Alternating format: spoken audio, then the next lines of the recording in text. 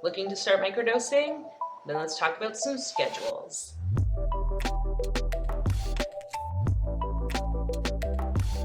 Welcome to the channel, everyone. My name is Spola, and here on Deep Mind Squared, we talk all things bridging mental wellness and spirituality for nurses.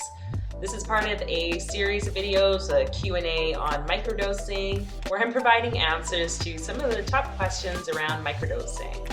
And this is in reference today mostly to microdosing psilocybin mushrooms, but you could also utilize this for other forms of plant medicines and psychedelics. Before we get into all that, I invite you to hit that subscribe button and the notification bell so that you're updated on future video releases. And remember that this is just for harm reduction purposes and education, so make sure you talk to a health professional before you make any decisions about doing anything around plant medicines, because I think that's a really important discussion to have. So what are the recommended schedules? I go into a bit more detail in another video on microdose schedules, but in this short one, I want to highlight some of the main options. First, we have Dr. Fadiman's 3-day schedule, which basically is using the microdose in a 3-day pattern where you might take it on a Monday, then you'd have it 2 days off, and then you take it on the 3rd day. And the recommended length of time for this would be anywhere from like 6 to 8 weeks, or at least a month, and then taking quite a few weeks off as a sort of like integration period. This is the most common one. It's nice to have that break between the days as well so that people aren't overwhelmed with the medicine. Another option is Paul Stamet's 5 on, 2 off recommendation. 5 days, one would dose, and then have 2 days off, which I guess works if maybe you're working an at-home job or doing something like that. But definitely, again, for nurses, I think we need to be mindful. Don't be going to work under the influence.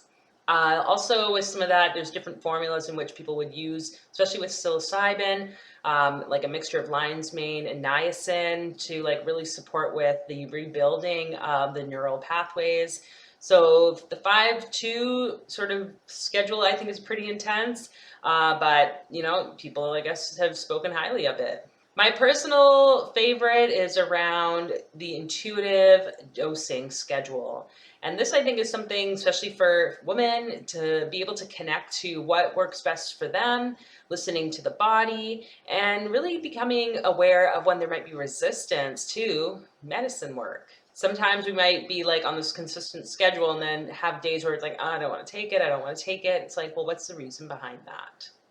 And so remember, like, these microdosing schedules can be for any plant medicine, from cannabis to mushrooms. Some folks, like I said, use psychedelics like LSD.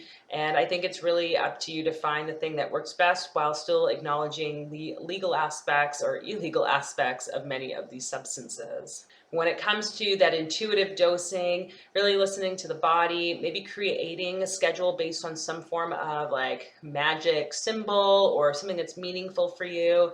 I oftentimes like to create these calendar sort of schedules with the ruins, part of like the Norse tradition, and just laying it out on like, 4x7 sort of calendar and drawing the symbol and then recognizing which days would be the days that I would take that.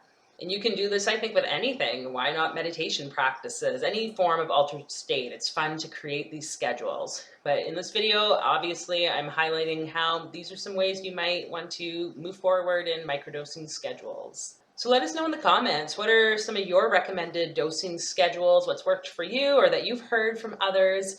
And feel free to like and share this video with anyone you think might benefit from hearing. And looking forward to catching you in another Q&A and some of the other content on the page. So take care.